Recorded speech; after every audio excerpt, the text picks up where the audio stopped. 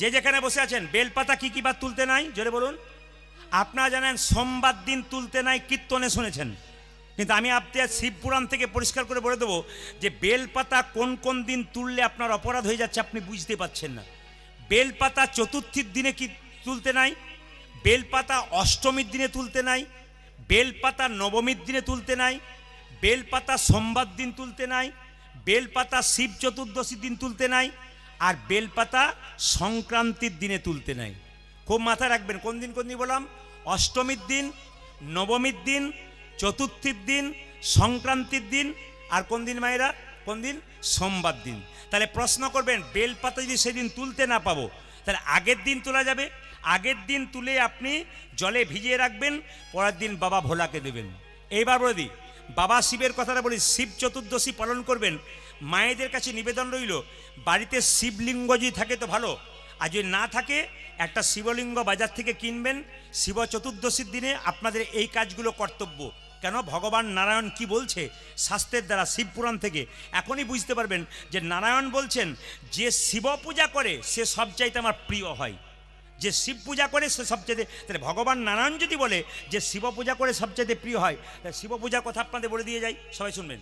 শিবকে 4 প্রহরে পুজো করতে হয়। প্রথম প্রহরে দুধ দিয়ে স্নান করাতে হয়, দ্বিতীয় প্রহরে দই দিয়ে স্নান করাতে হয়, তৃতীয় প্রহরে ঘি দিয়ে স্নান করাতে হয়, আর চতুর্থ প্রহরে মধু দিয়ে স্নান করাতে হয়। কি বললাম মনে থাকবে তো? প্রথম প্রহরে কি দিয়ে মায়েরা জোরে বলুন, দুধ দিয়ে। দ্বিতীয় প্রহরে কি দিয়ে, দই দিয়ে। তৃতীয় পরে কি দিয়ে, ঘি দিয়ে। আর চতুর্থ পরে কোন দিয়ে মায়েরা, কি দিয়ে, মধু দিয়ে স্নান করাবেন। দেখুন কেন শিবরাত্রি করা জরুরি, একটা কথা বলে দিই। হচ্ছে শাস্ত্র বলছে যে বারাণসীতে একজন ব্যাধ ছিল। এই ব্যাধ প্রত্যেক দিন শিকার করতে যেত। একদিন শিকার করতে গিয়ে প্রচণ্ড অন্ধকার জঙ্গলের মধ্যে ঘর ফিরতে পারছে না। কতকগুলো পাখি পশুকে মেরে ওই ব্যাধ একটা গাছের ওপরে ভয়ে চেপে দিল। কেন, যদি জঙ্গলের পশুর আক্রমণ করে, ওই জন্য একটা গাছের ওপরে চেপে দিয়েছে। যেই না গাছের ওপরে চেপে দিয়েছে মা, সঙ্গে সঙ্গে গাছে শুয়েছিল, সেই গাছটার নাম ছিল বেলপাতা। সবাই লক্ষণ, সেই গাছটা ছিল বেল বৃক্ষ। ও গাছে শুয়েছিল, হঠাৎ শিশির ভেজানো একটা পাতা ওই ব্যাধের হাতে লেগে নিচে একটা শিবলিঙ্গ ছিল বেল গাছের নিচে, ওই শিবলিঙ্গের মাথাতেই পড়েছে। এখন লক্ষ্য করুন, ও তো জানে না আজকে শিব চতুর্দশী, সারাদিন উপবাস আছে। শিব চতুর্দশী উপবাস হয়ে গেল, আর শিবের মাথাতে বেলপাতা পড়ে গেল। পরের দিন যখন বাড়ি ফিরে গেল, তখন বাড়িতে গিয়ে সেবা করবে। সেবা করার সময় একজন ব্রাহ্মণ এসেছে যে আমাকে পালন করাও। একজন ব্রাহ্মণকে পালন করেছে, আর পালন করার পরে সে শিব চতুর্দশীর সমস্ত ফল লাভ করতে পেরেছে। একদিন ব্যাধ যখন মারা গেল, তখন ব্যাধকে যমরাজ নিতে এসেছে। কেন, ওকে নিয়ে যাব জমালয়ে। আর সঙ্গে সঙ্গে শিবলোকের লোকেরা এসেছে, কি বলছে, না না ওকে শিবলোকে নিয়ে যাব। বলে কেন, ও তো যমরাজরা বলছে ও এক কাজ করবে, ও তো প্রত্যেকদিন পশু শিকার করেছে, ও কত পশু মেরেছে, ওকে জমালয়ে নিয়ে যাব। শিবলোকের লোকেরা কি বলছে জানেন, শিবলোকে যারা আছে তারা বলছে না না, ও পশু শিকার করতে পারে, কিন্তু একদিন উপবাস থেকে ওই যে শিব চতুর্দশী করেছে, ওই জন্য ওর জায়গা হলো শিবলোক। এই জন্য বাবা, ভগবানের জন্য কিছু করবেন আপনি কিছু পাবেন, আর কিছু করবেন না আপনি পাবেন না। ভগবান বলছেন যে যে যথামাং প্রপদ্যন্তে তাং ততৈব ভজাম্যহং। তার মানে কি, যে আমাকে যেমনভাবে ভালোবাসে আমি তাকে তেমনভাবে ভালোবাসি। আজকে হরিনাম শুনছেন মানে কি, আপনারা হরিকে ভালোবাসতে পেরেছেন বলে বসেছেন। যিনি হরিকে ভালোবাসতে পারেন নাই তিনি কিন্তু বসতে পারেন নাই। যারা যারা বসছেন তারা হরিকে ভালোবাসেন। এত রাত্রিতে বসে আছেন মানে কি, হরিকে ভালোবাসেন। আজকের রাত্রিটা আপনাদের জমা থাকবে। ব্যাংকে টাকা জমা দিলে তার যেমন সুদ পাওয়া যায় 10 বছর পরে, আপনি আজকের দিনটা যে হরিনামের ব্যাংকে জমা দিলেন, একদিন দেখবেন আপনার বাড়িতে বিরাট বিপদ হয়ে গেল। আপনি ভাবতেই পারবেন না বিপদ থেকে উদ্ধার পেলেন। কেন পেলেন, আজকের দিনটার জন্য পেলেন। ভগবান বলল আমাকে যে যতটুকু দেয় আমি তাকে ততটুকু দিই। তা আজকের রাত্রিটা ভগবানকে দিচ্ছেন মানে ভগবানের কাছে কিছু পাবেন। এই শিব পূজার কথা যখন বললাম, একদিন দেখবেন মায়েরা লক্ষ্মী নারায়ণ বাড়িতে রাখবেন, কিন্তু একা লক্ষ্মী রাখবেন না। সব মায়েদের কাছে আমার নিবেদন রইল, বাড়িতে লক্ষ্মী পূজা আপনারা বুধবার দিন করেন বোধহয়, নাকি? আমি ভুল বলে ফেললাম নাকি? কি বার করেন? না না, আপনারা তো মায়েদের জিজ্ঞেস করছি, কি বার করেন? বৃহস্পতিবার। আচ্ছা, তাহলে বলা ভুল হলো। না না, আমি টেস্ট করে দেখলাম আপনারা কবে করেন, সব জায়গাতে বৃহস্পতিবার। আচ্ছা, বৃহস্পতিবার দিন করেন তো। লক্ষ্মী একা পুজো করবেন না। যে বাড়িতে একা লক্ষ্মী থাকে, শাস্ত্র বলছে লক্ষ্মী চঞ্চলা হয়ে যায়। লক্ষ্মীর পাশে নারায়ণকে রাখবেন, যুগলে পুজো করবেন, তবে লক্ষ্মী হলো সুখ আর নারায়ণ হলো শান্তি। একদিন লক্ষ্মী দেবী নারায়ণকে বলছে, স্বামী আমি কি সত্যিই তোমার প্রিয় হতে পেরেছি? মানে সত্যি কি আমি তোমাকে ভালোবাসতে পেরেছি, আমার তোমার প্রিয় হতে পেরেছি? ভগবান নারায়ণ লক্ষ্মীকে জড়িয়ে ধরে বলল, লক্ষ্মী তুমি তো আমার প্রাণের চাইতে প্রিয়, সত্যিই তুমি আমার ভালোবাসার মানুষ। সঙ্গে সঙ্গে লক্ষ্মীকে নারায়ণ বলল, তুমি আমার প্রিয়, কিন্তু একটা ভালো কথা জেনে রাখো, এ জগতে যে শিব পূজা করতে পারে সে কিন্তু আমার সব চাইতে প্রিয় হয়। আচ্ছা মায়েরা কিছু মনে করবেন না, আপনার শিব পুজোতে আকন্দা ফুল দেন, জোরে বলুন হ্যাঁ না না, আপনার বেলপাতা দেন, কিন্তু শুনলে চমকে যাবেন যে শিব কিন্তু বেলপাতা বা আকন্দ ফুলের চাইতে একটা জিনিস সবচেয়ে বেশি পছন্দ করে, ওটা আপনাদের কারো জানা নেই। শিব কিন্তু একটা জিনিস সবচেয়ে বেশি পছন্দ করে, ওটা আপনার কেউ দেয়নি না। কেন? কীর্তন শুনলে দেবেন, না দিলে দেবেন না। শিব পুরাণ কি বলছে দেখুন, নারায়ণ বলছে যে শোনো লক্ষ্মী, তুমি শিব পুজো করবে? বলছে হ্যাঁ। বৈকুণ্ঠ ধামে একটা শিবলিঙ্গ তৈরি করলেন কে? সোনার শিব। কে মায়েরা? তৈরি করলেন লক্ষ্মী। মন্দির করলেন, মন্দিরে প্রতিদিন 100টা করে পদ্ম ফুল দেয়। ভগবান নারায়ণ লক্ষ্মীর কানে বললেন, তোমাকে পঞ্চমন্ত্র দিলাম, 5 অক্ষরে মন্ত্র, এই মন্ত্র দিয়ে পুজো করো, নমঃ শিবায় নমঃ শিবায় নমঃ শিবায়। মায়েরা শিবকে পুজো করতে গেলে কোনো মন্ত্রের দরকার নাই, যখনই পুজো করবেন খালি বলবেন নমঃ শিবায় নমঃ শিবায় নমঃ শিবায়, 5টা অক্ষর। এটা কে বলেছে? শিবপুরাণ থেকে নারায়ণ বলছে। কাকে? লক্ষ্মীকে। এই মন্ত্র বলবে। আর শিবের সবচাইতে প্রিয় ফুল হলো, কি ফুল বললাম? পদ্ম ফুল। লক্ষ্মী প্রত্যেকদিন সরোবর থেকে 100টা করে পদ্ম ফুল তুলে আনে। ভালো করে শুনবেন, 100টা করে পদ্ম ফুল তুলে আনে আর প্রতিদিন শিবকে দেয়। 1 বছর পেরিয়ে গেছে, যখন লক্ষ্মী দেবী একদিন শিবের ধ্যান করছে, 100টা পদ্ম ফুল থালাতে রেখেছে, শিব তখন নিজ মূর্তি ধারণ করে 100টা পদ্ম ফুল থেকে 2টো পদ্ম ফুল তুলে নিয়ে চলে গেছে। লক্ষ্মী দেখতেই পায়নি। লক্ষ্মী যখন চৈতন্য ফিরেছে, মায়েরা লক্ষ্মী যখন চৈতন্য ফিরেছে, যখন তাকাচ্ছে তখন দেখছে 98টা ফুল রয়েছে, 2টো নেই কেন? তাহলে পুজো করতে করতে কিন্তু উঠতে নাই। যারা কীর্তন শুনছেন, এই যে এই যে এই যে, পুজো করতে করতে কিন্তু উঠতে নাই। যে পুজো করতে করতে ওঠে তার অপরাধ হয়। লক্ষ্মী দেবী বুঝিয়ে দিলেন। লক্ষ্মী দেখলো 98টা পদ্ম ফুল আছে, তাহলে আর 2টো নেই, তাহলে এখন তো উঠতে পাবো না, আর 2টো পদ্ম ফুল কোথায় পাবো? তার মনে পড়ে গেল ভগবান বিষ্ণু দিন বলেছিলেন, লক্ষ্মী তোমার এই বক্ষ যুগল হলো পদ্ম ফুলের মতো। লক্ষ্মীর মনে পড়ে গেল, যদি 98টা ফুল আছে, 2টো ফুল দিতে হবে, তাহলে আমার বক্ষ যুগল যদি পদ্ম ফুলের মতো হয়, তাহলে এই বক্ষ যুগল স্পর্শ করে আমি শিবকে দিলাম। শুধু তাই নয়, শুধু তাই নয়, একটা অস্ত্র নিয়ে বক্ষ যুগল কাটতে গেলেন। শিব তখন নিজ মূর্তি ধারণ করে বললেন, মা এ তুমি কি করছো? তোমার বক্ষ যুগল কেটে আমাকে দিচ্ছ? ছি না, আমি এটা চাই না। তবে শোনো, তুমি কি চাও বলো, তোমার মনের ইচ্ছা আমি পূর্ণ করব। লক্ষ্মী দেবী বললেন, বাবা ভোলানাথ, বলে কি, আমি যেন আমার স্বামীর প্রিয় হতে পারি। বলে তাহলে এক কাজ করো, তোমাকে আশীর্বাদ করলাম, তোমার দেহ থেকে তৈরি হবে শ্রী গাছ। মায়েরা বেল গাছের আরেকটা নাম হলো শ্রী গাছ। বেল ফলকে কি ফল বলা হয় জোরে বলুন বাবা? শ্রী ফল বলা হয়।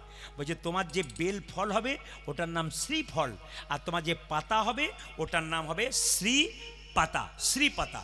আর তোমার যে বেল ফল হবে, যেমন তোমার বক্ষের সুধা এত মিষ্ট, সেরকম বেল ফলের মধ্যে সেই মিষ্টতা থাকবে, আর বেল ফলের মধ্যে 1000 গুণ থাকবে। ওই জন্য দেখবেন যারা বেল খান প্রতিনিয়ত, পাকা বেল, কাঁচা বেল, দেখবেন তাদের শরীরে অনেক রকমের রোগ দূর হয়, অনেক প্রশান্তি পাওয়া যায় ওই আশীর্বাদ থেকে। তাই আপনারা আজকে জানতে পারলেন যে শিবের সবচেয়ে প্রিয় ফুল কি। জোরে বলুন, কি বললাম? একবার জোরে বলুন। আর বলবেন না, 2-4 জন তাকাচ্ছে খালি হাঁ করে, কি যে বললো দাদা, আমি তো ঘরের কথা ভাবছিলাম, দলে দলে এসেছি। আপনার মনে কি ফুল বললাম জোরে বলুন? হ্যাঁ, মানে এরা সব জানে, চুপ করে আছে। বলুন, রাধা রানী কি, শ্যাম সুন্দর কি, মদন মোহন কি, হরিবাসর কি। মায়েরা সবাই লক্ষ্য করুন, একদিন একজন মুসলমান নবাব মুকুন্দ সরকারকে চিকিৎসা করাতে এলো। আর মুকুন্দ সরকার যখন চিকিৎসা করে দিল মায়েরা, তখন মুসলমান নবাব বলল, তোমাকে এখানে রাখবো না, আমি মালদাতে নিয়ে যাব। তবে মালদাতে নিয়ে গিয়ে কী করবে জানো? তোমার জন্য একটা গোপীনাথের মন্দির তৈরি করে দেবো, তুমি গরিবের চিকিৎসা করবে, আমার পেটের রোগ ভালো করবে, আর তুমি ওখানে গিয়ে একটু নাম কীর্তন করবে। মুসলমান মানে কি? মুসলমানের সৎ মান মানে ইমান। মুকুন্দ সরকারকে নিয়ে গেল কোথায়? মালদার গৌড়তে। বলে, শোনো, তোমাকে একটা মন্দির তৈরি করে দিলাম, গোপীনাথের মন্দির, তুমি এখানে কীর্তন করো, গরিবের চিকিৎসা করো। আর মুকুন্দ সরকার কীর্তন গান গাইছে মা। আর নবাব হোসেন শাহ কী করছে, সবাই তাকান, নবাব হোসেন শাহ একটা মেয়ে তাকে পাখা করছে, তালপাতার পাখা, তার মধ্যে ময়ূরের পালক। শুনবেন ভালো করে, তালপাতার পাখা, তার মধ্যে ময়ূরের পালক। মুকুন্দ সরকার কীর্তন করছে আর নবাব দেখছে, আর নবাবকে একটা মেয়ে পাখা করছে, ওটা মনে রাখবেন। কি পাখা বললাম? তালপাতার পাখা, তার মধ্যে কিসের পালক? ময়ূরের পালক ছিল। মুকুন্দ গাইছে, কি গাইছে? রূপের কথা গাইছে, যেহেতু এরপর রাস হবে, এক একটা রূপের গান না গাইলে হবে না, তাই সবাই মিলে একটু করজোরে বসুন, একবার ভক্তি করে। মুকুন্দ গাইছে, আমার কানু সে বিনোদ রায় গো, আমার কানু সে বিনোদ রায়, আমার কানু সে বিনোদ রায় গো, কানু সে বিনোদ রায়, আমার কানু সে বিনোদ রায় গো, আমার কানু সে বিনোদ রায়, আমার কানসে বিনোদ রায় গো, আমার কানসে বিনোদ রায়। এই চুপচাপ বসলে হাজার চিন্তা আসে, চুপচাপ বসলে হাজার চিন্তা। ভগবানের নাম গুণগান কীর্তন হয়, একটু হাততালি দিতে হয় বসে বসে। বাবু হয়ে বসুন, বাবু হয়ে বসুন। কিছু কর্মের মধ্যে থাকলে মানুষ কিচ্ছু মনে থাকবে না, আর কর্ম না করলেই দেখবেন হাজার চিন্তা মাথায় আসবে। হাততালি দিয়ে, আমার কানু সে বিনোদ রায় গো, আমার কানু সে বিনোদ রায়, আমার কানু সে বিনোদ রায় গো, কানু সে বিনোদ রায়, বিনোদ চূড়াই বিনোদ বরিহার, বিনোদ চড়াই বিনোদ বরিহার, বিনোদ চূড়াই বিনোদ বরিহার, বিনোদ চুরাই বিনোদ বরিহার, বরিহা বরিহা বিনোদ উড়িছে তাই গো, আমার কানু সে বিনোদ রায়, উলুধ্বনি, আমার কানু সে বিনোদ রায় গো, কানু সে বিনোদ রায়, ওই আমার কানসে বিনোদ রায় গো, আমার কানসে বিনোদ রায়। এই যে এই দেখুন, ও তার বিনোদ ললাটে বিনোদ তিলক, বিনোদ বিনোদ সাজে গো, বিনোদ ললাটে বিনোদ তিলক, বিনোদ বিনোদ সাজে গো, বিনোদ ললাটে বিনোদ তিলক, বিনোদ বিনোদ সাজে গো, ওর বিনোদ ললাটে বিনোদ তিলক, বিনোদ বিনোদ সাজে গো, বিনোদয় ধরে বিনোদ মুরলী, বিনোদয় ধরে বিনোদ মুরলী, বিনোদয় ধরে উলধ্বনি,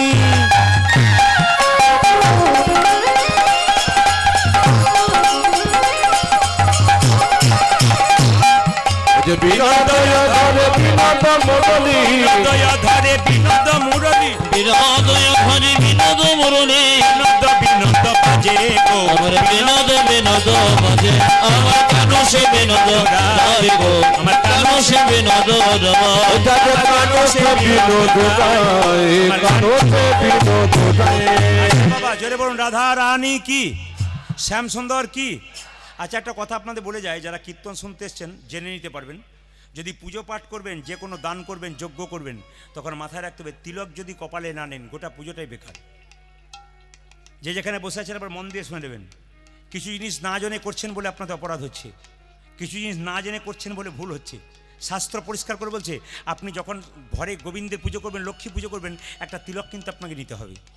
আপনি কাউকে দান করছেন, একটা তিলক নিতে হবে। আপনি সকালবেলায় দরজা খুলছেন, বাড়ির দরজাটা যে প্রথম খুলবে হরে কৃষ্ণ নাম করে খুলবে, কেন যমরাজ যেন প্রবেশ করতে না পারে। যেখানে কৃষ্ণ ভগবানের নাম আছে সেখানে কিন্তু যমরাজ আসতে পারে না। কিছু নিয়ম আছে, সংসারে দরজা খুলবেন তো দরজা খোলার সময় হরে কৃষ্ণ মহামন্ত্র বলে দরজা খুলবেন। কোনো ভিখারি আপনার বাড়িতে ভিক্ষা করতে এসছে, মা চারটি ভিক্ষা দাও তো, আপনি চাল দিলেন, টাকা দিলেন, কিন্তু মাথায় রাখতে হবে আপনাকে হরে কৃষ্ণ বলে দিতে হবে, কিংবা জয় রাধে বলে দিতে হবে, কিংবা জয় নিতাই বলে দিতে হবে। কেন? ওই ভিক্ষাটা নিয়ে গিয়ে কেউ যদি মদ খায়, কেউ উল্টো পথে খরচ করে, আপনার কি দরকার? আপনি দিয়ে দিলেন ভগবানের নামে, ও কি করবে সেটা ওর ব্যাপার, পাপে ভোগ করবে ও, আপনি কিন্তু পুণ্য করলেন। কেন? ভগবানকে স্মরণ করে ভগবানের নাম করে দিলেন। এই জন্য বলি তিলক কিন্তু দরকার আছে। কিন্তু সবচেয়ে লজ্জার ব্যাপার কি জানেন? আমাদের পাড়াতে একটা মেয়ে 25 বছর বয়স, ও তিলক করে, তো পাশের বাড়ি মেয়েগুলো বরাবরই করে, বাবারে দিদি হারাধনের বইয়ে কি ঢং দিদি, ও তিলক করেছে, মালা পড়েছে। কিন্তু আমি আপনাদের বলবো, মালা কিন্তু এইদিকে এদিকে যারা কীর্তন শুনতে এসছেন, আমি আপনাদের বলবো, মালা কিন্তু আপনারা সবাই পড়বেন, কেউ বাদ দেবেন না মায়েরা, মালা কিন্তু সবাই পড়বেন। আমি সোনার মালা বলছি না, তুলসীর মালা বলছি না, রূপোর মালা বলছি, আমি একবারও বলি নাই। মালা কিন্তু সবাই পড়বেন। কিসের মালা? তুলসীর মালা। অনেকে বলে তুলসীর মালা তো পড়তে বলছেন, মাছ মাংস খায় মালা পরে অপরাধ হবে না? কেন মালা না পরে মাংস খেলে অপরাধ হয় না বুঝি? মালা পরে খেলে অপরাধ হয়? এই যে মালা না পরে খেলে অপরাধ হয় না? মালা না পরে খেলে যে অপরাধ, বরং মালা পরে খেলে কি হবে, আপনার বিবেকটা জন্মাবে, আমার মালা আছে আমাকে এবার ছাড়তে হবে। আপনার যে রোগটা আছে খাওয়ার, আস্তে আস্তে মালা নিলে ওই রোগটা কিন্তু আস্তে আস্তে দূর হবে। সবাই তাকাবেন যে যেখানে বসে আছেন মায়েরা। মালা যারা মাছ মাংস খান, এইদিকে যারা আমিষ খান, আপনাদের এখানে কেউ মাছ মাংস খায় না? না, সবাই খায়? আচ্ছা ঠিক আছে, বেশ বেশ। যারা খান তাদের জন্য বলি, এইদিকে কিছু মনে করবেন না বাবা, একটা কথা বলবো। একজন ছেলে আমাকে পরশু তারিখে একটা আসরে গান গাইছি হাওড়াতে, আমি কে কে মাংস খাই, ও হাত তুলে বলছে আমি খাই। বলে কদিন খাও? বলছে প্রতিদিন খাই। বললাম এক কাজ করো ভাই, তুমি কিছু মনে করো না, তোমার আঙুলটা একটু কেটে দিতে পারবে? বলে কেন? আমি খাবো ঝোল করে। না দেবো কেন? তোমার আঙুলটা তুমি কেটে দিতে পারবে না, একটা জীবকে যখন কাটছো তার কত কত কষ্ট হচ্ছে একবার অনুভব করতে পারছো না? এইদিকে মায়েরা, তোমার আঙুলটা কেটে গেলে তোমার কত যন্ত্রণা হয়, একটা জীবকে পশুকে যখন কাটবে তখন সে ছটপট ছটপট ছটপট ছটপট ছটপট করবে। তোমাকে যদি মাঝ রাস্তায় কাটা হয় তোমার কি অবস্থা হয়? ও পশু, ও প্রতিবাদ করতে পারে না, ও পাখি, ও প্রতিবাদ করতে পারে না বলে ওকে কাটছো। ও কিন্তু কাটার সময় যখন শ্বাস বেরিয়ে যাচ্ছে, মায়েরা যখন জীবন বেরিয়ে যাচ্ছে, যে খাবে তাকে অভিশাপ দিয়ে যাচ্ছে, যে কাটছে তাকে অভিশাপ দিয়ে যাচ্ছে। আমরা তো অভিশাপ কুড়িয়ে নিচ্ছি। এইদিকে এদিকে কিছু মনে করবেন না। অনুকূল ঠাকুর বলেছেন, যে যত ভোগী সে তত রোগী, আর যে যত ত্যাগী সে তত নিরোগী। এই জগতে যে এইদিকে এইদিকে এইদিকে এই জগতে যে যত বেশি খায় সে তত তাড়াতাড়ি যায়। ভাগবত কি বলল তাকান, নিজের নিজের হাতটা মাপবেন, যদি এরকম খেতে পারেন তাহলে দাম আছে, আর নালে নিতাই গৌর হরি বলেছে। ভাগবত কি বলেছে তাকিয়ে দেখে নিন। আপনি যখন খাবেন না, আপনার এই হাতটা জঠর, মানে পেটটার যে সাইজ, সবসময় নিজের নিজের যে যত বড় হাত তত বড় কিন্তু জঠরের সাইজ। তো এই হাত অনুযায়ী যতটা খাবার জুটছে, খাবার ধরছে, ততটাই খাবেন। তার বেশি খেলেই কিন্তু আমরা বেশি খাই বলে তো তাড়াতাড়ি যাই।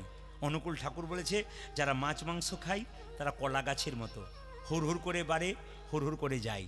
আর যারা নিরামিষ খায় তারা বট গাছের মতো ধীরে ধীরে বাড়ে আর বহুদিন পর্যন্ত বাঁচে।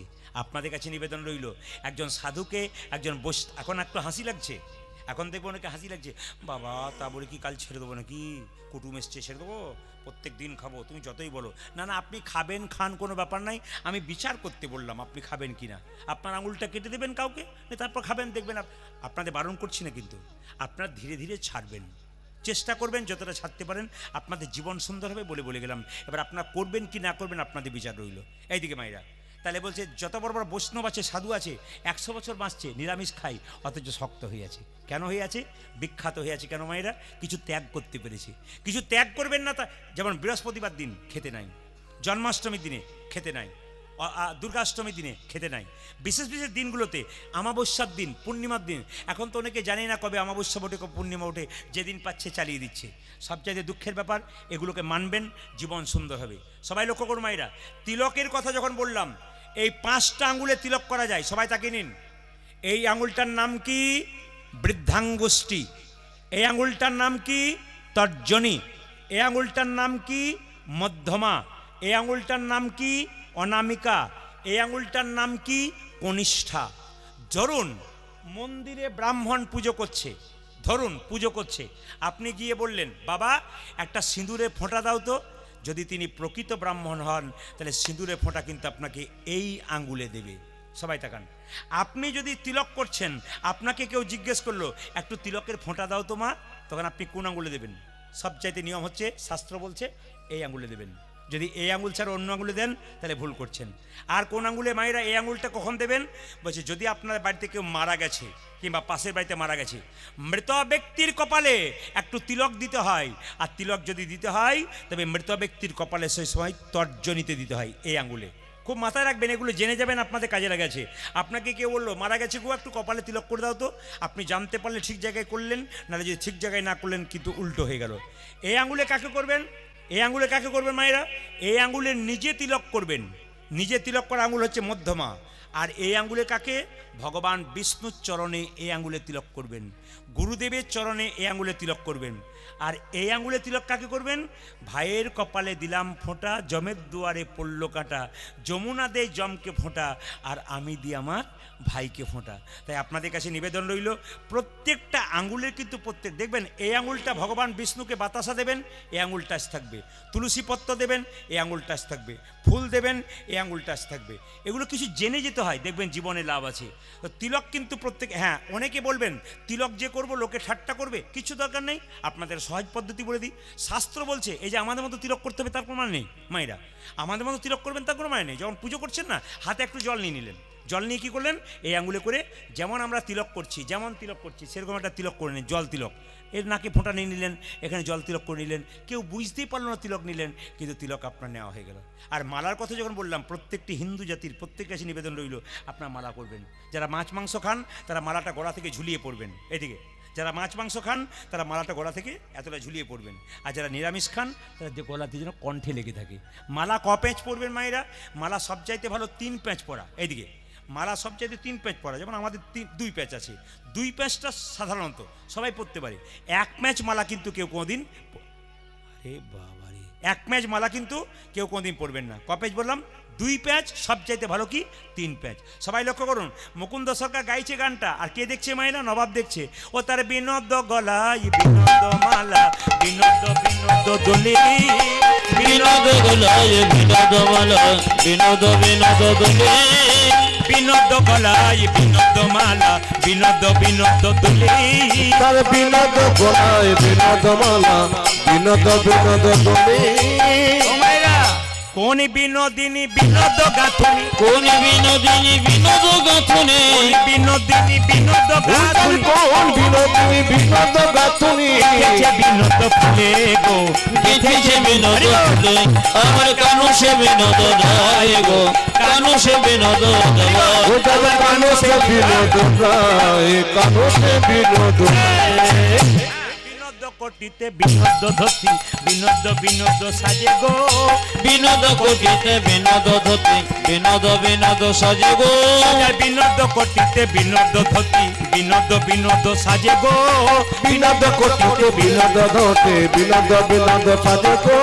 বিনোদ চরণে বিনোদ নুপুর, বিনোদ চরণে বিনোদ নুপুর, বিনোদ চরণে বিনোদ নুপুর, উদয় বিনোদ চরণে বিনোদ নপুর, বিনোদ বিনোদ বাজে গো, বিনোদ বিনোদ ভজে, আমার কানু সে বিনোদ রায় গো, কানু সে বিনোদ রায়। আজ কানো সে বিনোদ রায়, কানো সে বিনোদ দেখি রায়। আপনারা কেমন কীর্তন শুনছেন, যদি উত্তর দিতে পারেন আমি খুশি। এই যে কীর্তন শুনছেন, কেমন উত্তর দিলে বুঝতে পারবো।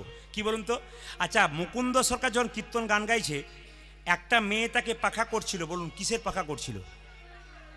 না না, ময়ূরের নয়, তালপাতার না প্লাস্টিকের? হ্যাঁ, বাবারা ঠিক বলবেন, মন দিয়ে শুনছেন। আপনাদের মায়েদের জিজ্ঞেস করছি, তালপাতার পাখা না প্লাস্টিকের পাখা? জোরে বলুন। ও, চুপচাপ এমনি শুনছেন কিন্তু পাকা আছেন। আচ্ছা, এইদিকে ওই পাখার মধ্যে কাকের পল্লী পালক ছিল না কোকিলের পালক ছিল? ময়ূরে।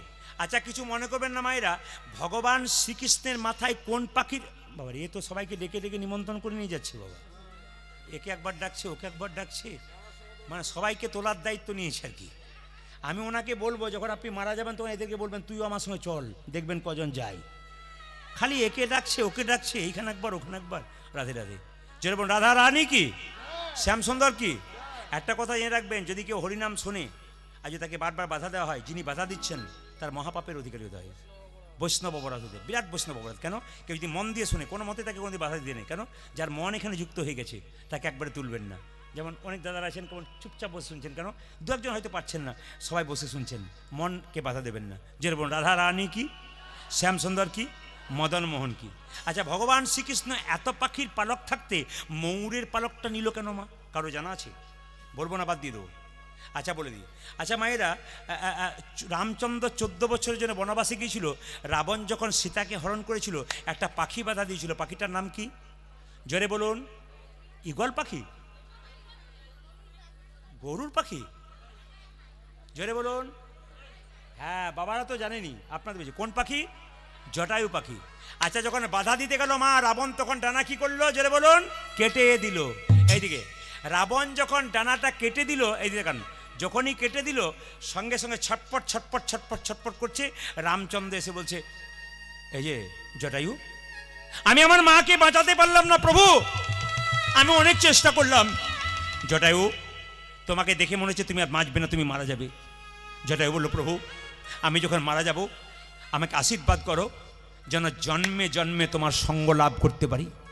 ভগবান বললেন, এ জন্মে তো হলো না জটায়ু, আগামী দাপর আমি যখন কৃষ্ণ হব তুমি হবে ময়ূর পাখি, তোমার পালকটা আমি মাথায় গ্রহণ করব। আচ্ছা মায়েরা তাকান, এ যদি সত্যি কৃষ্ণের ছবি দেখেছেন তাহলে একবার বলুন তো মন দিয়ে। বলে কি এরা মা মেয়ে বটে নাকি আপনারা? মা মেয়ে? আমার খালি খারাপ লাগছে কি বলতো, সবাই কীর্তন শুনছে আর মা একবার মেয়ের গালে চুমু দিয়ে কি যে বলছে কি জানে। শুনতে দিন শুনতে দিন শুনতে, যে রাধা রানী কি, শ্যাম সুন্দর কি। আচ্ছা মায়েরা, ময়ূরের পালকটা যে রয়েছে কিছু মনে করবেন না, ময়ূরের পালকটা ভগবান নিলেন। আচ্ছা বলুন তো, ময়ূরের পালকটা বাম দিকে হেলে থাকে, সোজা থাকে না ডান দিকে থাকে? জোরে বলুন, কোন দিকে থাকে? ডান দিকে? বাম দিকে? আচ্ছা প্রশ্ন হয় না যে বাঁ দিকে হেলে থাকে কেন, সোজা রইল না কেন, ডান দিকে রইল না কেন? তত্ত্বটি ভালো করে শুনবেন। একটা বাড়িতে অনেকগুলো মেয়ে থাকলে ঝগড়া হয় কি নিয়ে? কাজ করে। এই তুই টিভি দেখবি আর আমি কাজ করে মরবো, ঝগড়া হয় না? ভগবানের শরীরে যারা আছে তাদের মধ্যে ঝগড়া হচ্ছে। ময়ূরের পালক বলছে, আমি হলাম বড় লোক, নূপুর তুই হলি ছোট লোক, তুই গোবিন্দের পায়ে থাকিস আর আমি গোবিন্দের মাথায় থাকি। তুই হলি ছোট লোক, আমি হলাম বড় লোক। সবাই তাকান, আমি হলাম বড় লোক। আচ্ছা বলুন তো, দুজনের মধ্যে ঝগড়া হলে বাঁশ থেকে একজন বিচার করে, তার নাম কি? বাঁশি। বাঁশি কেঁদে কেঁদে বলল, শোনে রে ময়ূরের পালক, এই জগতে যত সাধুগুরু বৈষ্ণব আছে তারা তো কোনোদিন গোবিন্দের মাথায় থাকতে চায় না, তারা গোবিন্দের পায়ে থাকতে চায়। ওরে নুপুরে, তুই যদি গোবিন্দের চরণে পেয়েছিস, তুই সর্বশ্রেষ্ঠ জায়গা পেয়েছিস। নুপুরে আনন্দ ধরছে না, নুপুরে জিতং জিতং জিতং জিতং জিতং বাজি, জিতং জিতং জিতং বলে গোবিন্দের রাঙা চরণে পেয়ে জিতং জিতং জিতং, আজি গোবিন্দের রাঙা চরণ পেয়ে জিতং জিতং জিতং গোবিন্দের রাঙা চরণ পেয়ে আনন্দ ধরে না রে, গোবিন্দ রাঙা চরণ পেয়ে, আনন্দ ধরে না রে, গোবিন্দ রাঙা চরণ পেয়ে, আনন্দ ধরে না আজ রে, গোবিন্দ রাঙা চরণ পেয়ে, জিতং জিতং জিতং সবাই তাকান। ময়ূর পুচ্ছ তখন কেঁদে কেঁদে বলল, নুপুর আমার অহংকার ভেঙে গেল। গোবিন্দ যখন প্রতিদিন গোচারণে যায়, তুই তো প্রতিদিন গোবিন্দের চরণের ধুলো মাখতে পাস, আমি তো প্রতিদিন গোবিন্দের চরণের ধুলো পাই না। তবে নুপুর রে, আমার গোবিন্দ যখন গোচারণে যাবে আমি বাম দিকে হেলে থাকবো। কে বলছে? কে বলছে? ময়ূর পুচ্ছ। তুই কি করবি জানিস? তুই দিবি দিবি ধুলা উড়াইয়ে দিন তাই গো।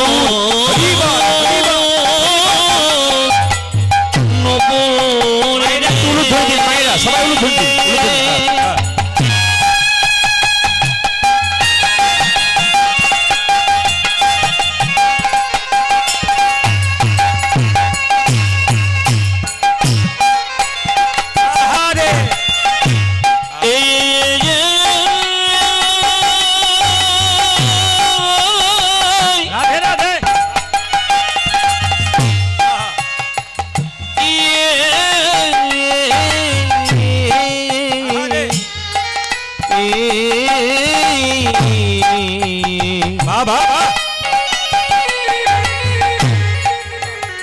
ও তুই দেবে দেবে ধরা আমি মাথা পেতে ধারণ করব, দিবি দিবি ধুলা উড়াইয়ে দিবি। আমি মাথা পেতে ধারণ করব, দিবি দিবি ধুলা উড়াইয়ে দিবি। আমি মাথা পেতে ধারণ করব, মাথা পেতে ধারণ করব, দিবি ধুলা জুড়াইয়ে দিবি, উড়াইয়ে দিবি। একটা কারণ হলো গোবিন্দের চরণে ধুলো মাখার জন্য, একটা কারণ কি বলুন তো, মৌপুচ্ছ জানে সোজা থাকলে গোবিন্দ বদন দেখবো, ডান দিকে থাকলে গোবিন্দ বদন দেখবো, কিন্তু বাম দিকে থাকলে গোবিন্দ বদন তো দেখবো, তার সঙ্গে একজন থাকে, আমি রাধা বদন দেখতে পাবো। রাধা বদন দেখিতে পাবো রাধা বদন দেখতে পাবো ওই আমি রাধা বদন দেখতে পাবো তাই তো বামে হেরে রইব রাধা বদন দেখতে পাবো। আমি তাই তো বামে হেলে রইব রাধা বদন দেখতে পাবো তাই তো বামে গেলে বলবো রাধা বদন দেখতে পাবো তাই তো বামে গেলে বলবো আমি রাধা বদন দেখতে পাবো রাধা বদন দেখতে পাবো বেশ বেশ বেশ আপনার একবার হাত তুলে সবাই মিলে গাইবেন, কারণ আমি তো কোনোদিন রাত্রি 9টার সময় গান গাই না, প্রত্যেক জায়গায় 6টা। কালকে যেমন আমার গান আছে বারুইপুরে মাত্র বিকেল 4টা থেকে, তার মানে ওনারা জানেন যে 4টের সময় বা সন্ধ্যাবেলায় দিলে বয়স্ক মানুষরা বহু দূর থেকে আসেন, সবাই কীর্তন শুনতে পারবেন। তো এখানকার দাদারা বললেন ঠিক আছে 9টার সময় করুন। তো আপনারা যখন বসে আছেন সবাই মিলে হাতটা তুলে একসঙ্গে তালি দেবেন, সবাই শ্যামলতনু একসঙ্গে একসঙ্গে সুন্দর করে একসঙ্গে, খুব সুন্দর। এরপরে কিন্তু সুন্দর একটা তত্ত্বের কথা বলবো, একবার সবাই মিলে দাদা ভাইরা বাবারা যারা আছেন একটু হাত তুলবেন একসঙ্গে, মায়েরা খুব সুন্দর করে ভক্তি করে হাত তুলুন একসঙ্গে, শ্যামল তনু একসঙ্গে তালি। হ্যাঁ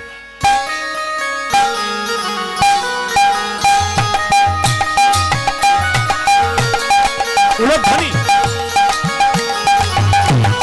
সবাই মিলে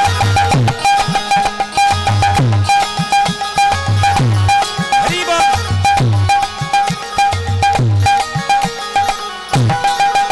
হরি বল।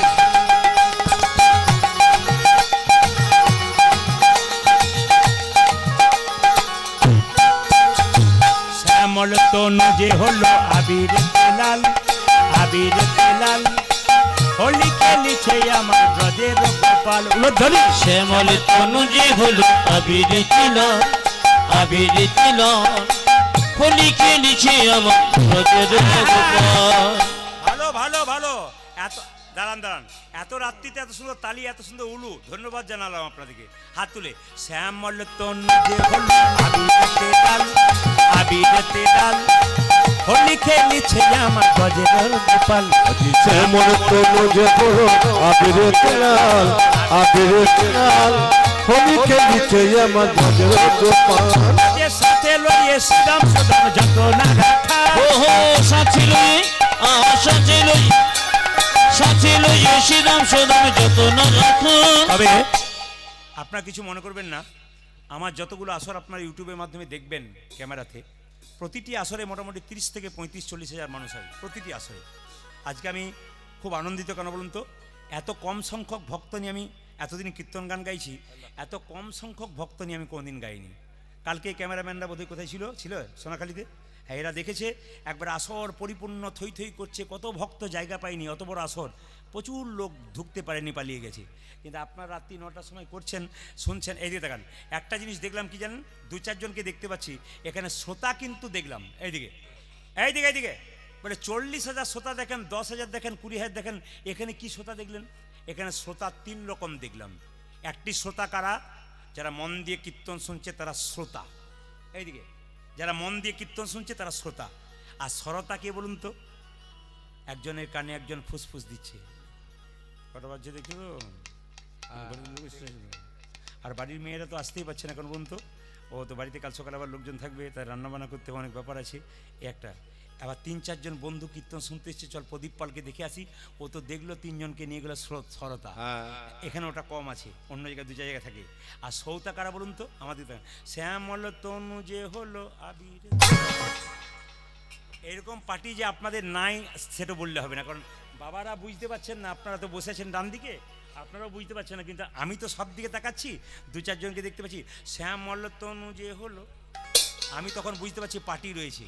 আসলে এরা কেমন তো সৌতা। একটা ছোট্ট কথা বলি, আমাকে আপনারা ক্যামেরাতে কদিন দেখছেন? 7 বছর, 6 বছর, 5 বছর দেখছেন, কিছু মনে করবেন না। আমি কি তার আগে গান গাইতাম না? যখন ক্যামেরাতে আমি আসিনি, ইউটিউবে আমি আসিনি, ফেসবুকে আসিনি, তার আগে কিন্তু আমি ঝাড়খণ্ডে প্রচুর গান গাইতাম, প্রচুর গান।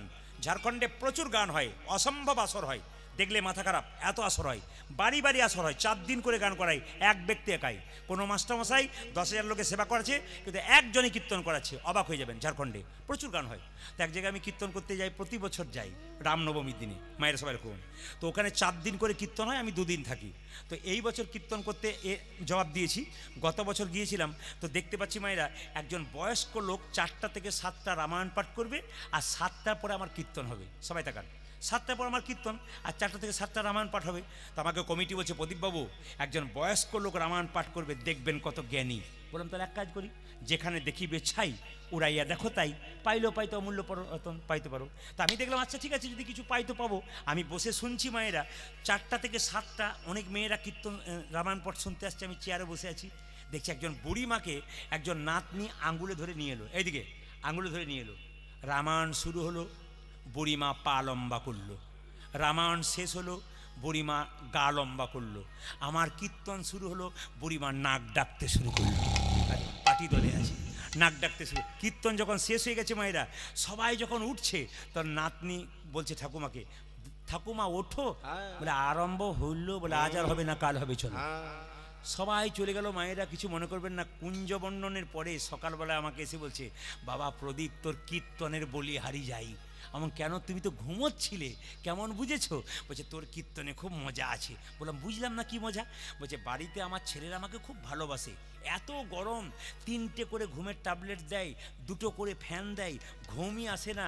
আর তোর কীর্তনে কি ঘুমই ছাড়ে না। যাক, তাহলে কিছুটা লাভ আছে না, কি বলছেন? ঘুমোলেও লাভ আছে। এখন লক্ষ্য করুন মায়েরা, যে রামায়ণ পাঠ করছে সে তখন গিয়ে বলছে, এই যে বুড়িমা রামায়ণ পাঠ শুনলে? বলছে বাবা 3 দিন ধরে রামায়ণ পাঠ শুনলাম, সব বুঝতে পারলাম, একটা জিনিস আমার মাথায় ঢোকে নাই। বলে কি? রাম রাক্ষস না রাবণ রাক্ষস? রামায়ণ পাঠক রেগে বলছে, রামও রাক্ষস নয়, রাবণও রাক্ষস নয়, রাক্ষস আমি যে বোঝাতেই পারলাম না। দেখবেন কীর্তন বুঝতে না পারলে বলে প্রদীপ পাল রাক্ষস এসেছিল। হাত তুলুন, হাত তুলুন, হাত তুলুন, হাত তুলুন, হাত তুলুন, হাত তুলুন, হাত তুলুন, হাত তুলুন। শ্যাম মল্ল তনু যে করলো আবিরেতে লাল, আবিরেতে লাল, হোলি খেলেছে আমার ব্রজের গোপাল। শ্যামল তনু যে হলো আবিরীতি লাল, আবিরীতি লাল, হোলি খেলিছে আমার ব্রজের গোপাল। সাথে লইয়া শ্রীদাম সুদাম যত না রাখার, সাথে লইয়া সুদাম সুদাম যত না রাখার, সাথে লইয়া সাথে লইয়া সাথে সাথে লইয়া শ্রীদাম সুদাম যত না রাখার। ওগো সাথী লইয়া, আহা সাথী লইয়া, আহা সাথী লইয়া শ্রীরাম সুদাম যত না রাখাল। সাথে লইয়া শ্রীদাম সুদাম যত না রাখার, সাথে লইয়া সুদাম সুদাম যত না রাখার। হোলি খেলিছে আমার ব্রজের গোপাল। শ্যামল তনু যে হলো আবিরীতি লাল, আবিরীতি লাল, হোলি খেলিছে আমার ব্রজের গোপাল। শ্যামল তনু যে হলো আবিরেতে লাল, আবিরেতে লাল, হোলি খেলিছে আমার ব্রজের গোপাল। রাধারে রং দেবে বলে ধরিল ফুচকারি, ধরিল ফুচকারি, লাল রঙে রাঙাইল নীল রঙ। ওই রাধারে রং দেবে বলে ধরিল ফুটকারি, ধরিল ফুটকারি, লাল রঙে না গজিল নির্মল। ওই রাধারে রং দেবে বলে ধরিল পিচকারি, ধরিল পিচকারি, লাল রঙে রাঙাইল নীল রঙের শাড়ি। রাধারে রং দেবে বলে ধরিল ভিখারি, ধরিল ভিখারি, লাল রঙে রাঙাইল রঙ। রাধা বলে রং দিও না দোহাই নন্দলাল, রাধা বলে রং দিও না দোহাই নন্দলাল, রাধা বলে রং দিও না দোহাই নন্দলাল। রাধা বলে রং দিও না দোহাই নন্দলাল। যে হোলি খেলিছে আমার ব্রজের গোপাল ধরি। শ্যামল তনু যে হলো আবিরীতি লাল, আবিরীতি লাল, হোলি খেলিছে আমার ব্রজের গোপাল। শ্যামল তনু যে হলো আবিরীতি লাল, হোলি খেলিছে আমার ব্রজের গোপাল। শ্যামল তনু যে হলো আবিরীতি লাল, হোলি খেলিছে আমার ব্রজের গোপাল। শ্যামল তনু যে হলো আবিরীতি লাল, হোলি খেলিছে আমার ব্রজের গোপাল। রাধা রানী কি, শ্যাম সুন্দর কি, জয় মদন মোহন কি, জয়। যাদের ঘুম আসছে তাদের কি? দেখলাম পরীক্ষা করে একবার যেরকম রাধা রানী কি, শ্যাম সুন্দর কি।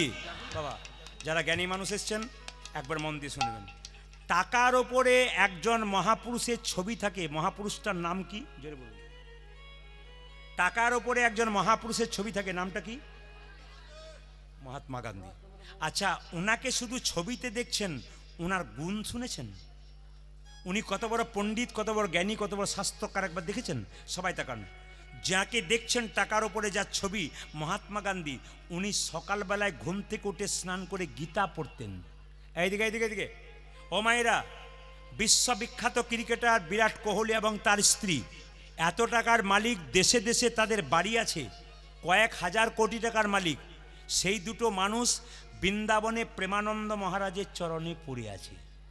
আমরা একটা চাকরি পেয়ে গেলে বাবারে কি অহংকার, আমাদের পা মাটিতে পড়ে না, নিজেকে হনুমান মনে করি, পাহাড় তুলে চলে নিয়ে চলে আসবো।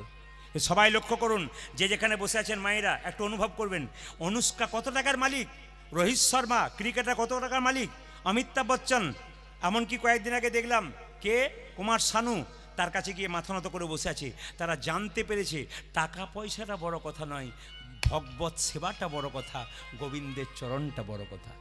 ও মায়েরা, ছোটবেলা থেকে ছেলেদেরকে গীতা পড়ান। যদি গীতা পড়াতে না পারেন, বিবেকানন্দের চরিত্র পড়ান। বলে কেন?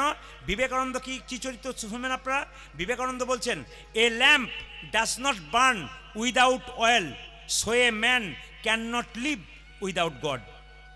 তিনি বলছেন একটা ল্যাম্প যেমন তেল ছাড়া জ্বলতে পারে না, একজন মানুষ সেরকম ভগবান ছাড়া বাঁচতে পারে না। এইদিকে তাকাবেন, এইদিকে। মহাত্মা গান্ধী সকালবেলায় ঘুম থেকে স্নান করে গীতা পড়তেন এবং গীতাকে মা বলতেন, নিজের মাকে মা বলতেন।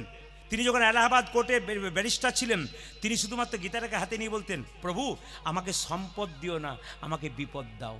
সম্পদ দিলে আমি তোমায় ভুলে যাব, আর বিপদ দিলে তোমায় ভুলতে পারবো না। যেটা আমাদের কুন্তি বলেছিল কৃষ্ণের পিসি, ওই একই কথা বলছে কি মহাত্মা গান্ধী। ইতিহাসের দিক দেখান, এত মহাপুরুষ গুলি খেয়ে মরে গেল, কেউ ভগবানের নাম করতে করতে মরে নাই, একজন মরেছিল। কে বলুন তো? মহাত্মা গান্ধী। যখন নাথুরাম গডসে গুলি দিয়েছিল তার বুকে, পরপর দুটো, কি বলে মরেছিল? রাম রাম। একমাত্র ভগবানের নাম গাইতে গাইতে ওই পুরুষ একবার তো বলে কাজ করেছিল। সবাই তাকাবেন মায়েরা যে এখানে বসে আছেন, যদি সুন্দরভাবে শুনতে চান তাহলে বলে রাখি, যারা ইতিহাস পড়েছেন তারা জানেন সম্রাট আলেকজান্ডারের কথা। এইদিকে তাকান, ইতিহাস পড়েছেন সম্রাট আলেকজান্ডার। তিনি মৃত্যুর আগে কি শিক্ষা দিলেন দেখুন। তিনি বললেন তার একটা মশার কামড়ে মৃত্যু হয়েছিল ব্যাবিলন শহরে। তো দেখুন, সম্রাট আলেকজান্ডার ভারতবর্ষের পৃথিবীর সমস্ত সম্পত্তিকে যদি 7 ভাগে ভাগ করা যায়, 1 ভাগ সম্পত্তির মালিক সম্রাট আলেকজান্ডার। চমকে যাবেন, গোটা পৃথিবীর সম্পত্তিকে যদি 7 ভাগে ভাগ করা যায়, তবে 1 ভাগ সম্পত্তির মালিক সম্রাট আলেকজান্ডার। ওই সম্রাট আলেকজান্ডার মৃত্যুর আগে বেবিলন শহরে একটা নার্সিংহোমে কি করেছিল জানেন? তার মন্ত্রীকে বলেছিল, মন্ত্রী আমি যখন মরে যাব 3টে জিনিস করবে। বলে কি? আমি যখন মরে যাব আমাকে কিন্তু তোমরা কেউ কাঁধে নিয়ে যাবে না, 4 জন ডাক্তার কাঁধে নিয়ে যাবে। কি শিক্ষা আছে দেখুন, 4 জন ডাক্তার কাঁধে নিয়ে যাবে। লিখে নিলাম স্যার, আপনি যখন মরে যাবেন 4 জন ডাক্তার কাঁধে নিয়ে যাবে। আচ্ছা, আমি যখন মরে যাব তখন অনেককে চিত হয়ে শুয়ে নিয়ে যাওয়া যায়, কিন্তু আমাকে কিন্তু উপুর হয়ে নিয়ে যাবে, যেন আমার হাতগুলো দুলতে দুলতে যায়। স্যার লিখে নিলাম। আর কি বলছে? আমি যখন মরে যাব আমাকে যখন নিয়ে যাবে তোমরা কাঁধে করে, তখন আমার পেছন পেছন পয়সা ছড়াতে ছড়াতে যাবে। সঙ্গে সঙ্গে মন্ত্রী বলল, স্যার 3টে জিনিস লিখে নিলাম, কিন্তু আমার একটা জানার জিজ্ঞাসা কথা আছে। বলে কি? আচ্ছা বলুন তো স্যার। বলে কি? আপনি যখন মরে যাবেন তখন আমরা আপনাকে কাঁধে নিতে পারবো না, আপনজন ডাক্তার কেন নেবে? তিনি বললেন, শোনো মন্ত্রী, আমি জগৎকে দেখাতে চাই, আসে যদি ডাক্তার তবে কি করিবে ডাক্তার? আসে যদি ডাক্তার তবে কি করিবে ডাক্তার? তার মানে কি? আলেকজান্ডার বোঝাচ্ছে যার জীবনে ডাক ডাক ডাক আসে যদি আসে যদি আসে যদি আসে যদি আসে যদি আসে যদি ডাক্তার, কি করিবে ডাক্তার? এইদিকে মহানায়ক উত্তম কুমার যখন মারা গিয়েছিলেন তখন তার হোম চিকিৎসককে সাংবাদিকরা জিজ্ঞেস করেছিলেন, আচ্ছা উত্তম কুমার যে মারা গেলেন তা আপনি বাঁচাতে পারলেন না? বলছে, এর আগে 24 বার বাঁচালাম, 25 বার এবারে পারলাম না, তার ডাক এলে আমার বাবার ক্ষমতা নাই তাকে বাঁচাতে পারি। স্যার দ্বিতীয় কথা, আপনি যখন মরে যাবেন আপনাকে উপর হয়ে হাতগুলো দৌড়াতে দৌড়াতে নিয়ে যাব কেন? সঙ্গে সঙ্গে সম্রাট আলেকজান্ডার বলল, আমি পৃথিবীর 7 ভাগ সম্পত্তির 1 ভাগ সম্পত্তির মালিক। আমি জগতের সবাইকে দেখাতে চাই, খালি হাতে এলাম আর খালি হাতে গেলাম, কিছুই নিয়ে আসি নাই, আর কিছুই নিয়ে যাব না। এই জগতের জীবকে শেখালেন, কিছুই নিয়ে আসি নাই, কিছুই নিয়ে যাব না। আচ্ছা, আপনাদের কেউ মারা গেলে মৃতদেহর পেছনে পয়সা ছড়াই? আমাদের কিন্তু ছড়াই। আমাদের যদি কেউ মারা গেলে তবে কোন পয়সাগুলো ছড়াই? যেগুলো বাজারে চলে না, অচল পয়সা, ওইগুলো ছড়াই। মানুষ আরও চালাক, এক বলবেন এক করে বসে থাকবে। তো সবাই তাকান, আপনাদের দক্ষিণ চব্বিশ পরগনাতে আমি প্রচুর গান গাই, কিন্তু কিছু মনে করবেন না। প্রত্যেকটি জেলায় জেলায়, রাজ্যে রাজ্যে গান থাকার জন্যে আমি যেমন এই যে গানগুলো করছি, এর ফাঁকে আমি আসাম থেকে গান করে চলে এলাম। কলকাতায় প্লেন ধরে আসামের লাতু শহর বলে একটা শহর আছে, সেখানে আমি গান করে চলে এলাম। এই ফাঁকে ফাঁকে আবার কোথাও বোম্বে গেলাম, কি হায়দ্রাবাদ গেলাম, মানে একবার ফাঁকে ফাঁকে ফাঁকে চলে যাচ্ছে আর কি। আবার এই জায়গাতে ঢুকছি, আবার পুরুলিয়া, আবার বাঁকুড়া, আবার উত্তর দিনাজপুর, আবার দক্ষিণ দিনাজপুর, আবার মালদা, প্রতি জায়গায় ছড়ে ছড়ে যাচ্ছি। তো সবাই লক্ষ্য করুন, আপনাদেরকে এখানে কীর্তন খোলা বলে একটা শ্মশান ঘাট আছে, যেরকম হ্যাঁ নাই, ওখানে একটা মুড়ির দোকান আছে, কিন্তু এরা কিন্তু ওখানে মুড়ি খেতে খুব ভালোবাসে, চাও খায়। তো ওখানে দেখতে পেলাম, মায়েরা কিছু মনে করবেন না, একজন মৃতদেহ একজনকে নিয়ে আসা হলো, প্রচুর টাকার মালিক, বোধহয় কোটি টাকার মালিক। তাকে নিয়ে আসা হলো, ফুলের মালা দিয়ে সুন্দর করে সাজিয়ে তাকে নিয়ে আসা হলো। তাকে চিতাতে যখন শুইয়ে দেওয়া হলো, কিছুক্ষণ পরে মায়েরা লক্ষ্য করুন, একজন ভিখারি রাস্তায় মরে গেছে, পচে গেছে গাটা। তাকে সে একটা ভালো করে মানে বেঁধে তালাই দিয়ে, খড়ের দড়ি দিয়ে ভালো করে বেঁধে তাকে নিয়ে এসে, যে প্রচণ্ড দুর্গন্ধ, সেই লোকটাকে পাশে শুয়ে দিয়েছে, আর কোটি টাকার লোকটা পাশে শুয়ে আছে। ভিখারিটা যেন বলতে চাইছে, বাবু কতবার তোমার বাড়ি গেছি, বাবু একবার দেখা দাও, কিছু দাও। তুমি দূর দূর করে তাড়িয়ে দিয়েছো, তুমি বাবু, আমি ভিখারি। কিন্তু বাবু, আজকে তুমি যেখানে শুয়ে আছো, আমি তার পাশে শুয়ে আছি।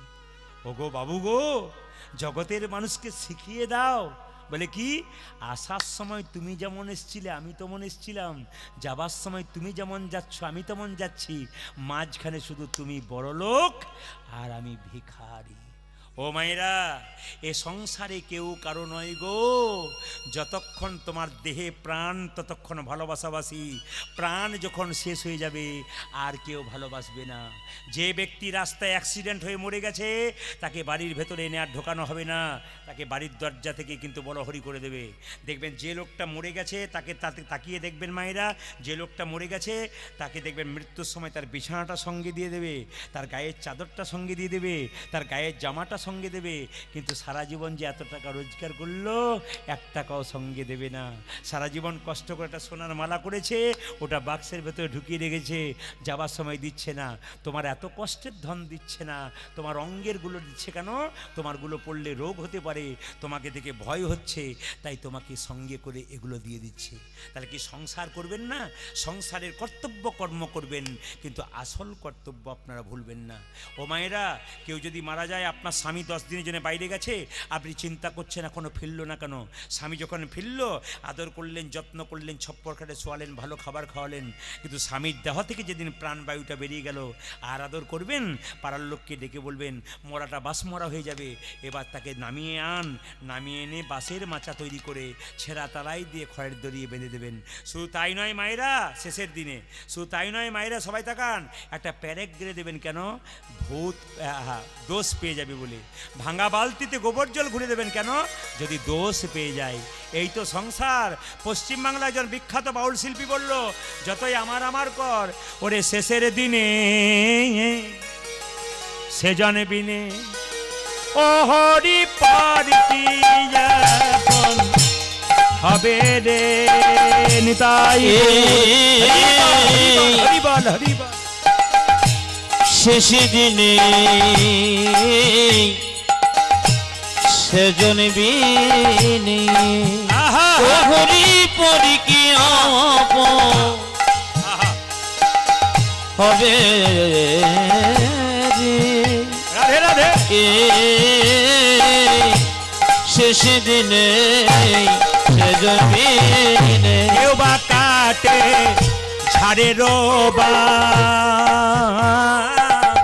কেউ বা পাকাই দড়ি, আমার কেউ কাটে ঝাড়ে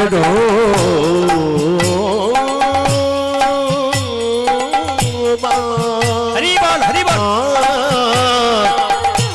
কেউ বা পাকায় দড়ি। মায়েরা, এই গানটার মধ্যে কত বাস্তব ছবি আছে দেখুন। কেউ বা কাটে ঝাড়ে রোবা,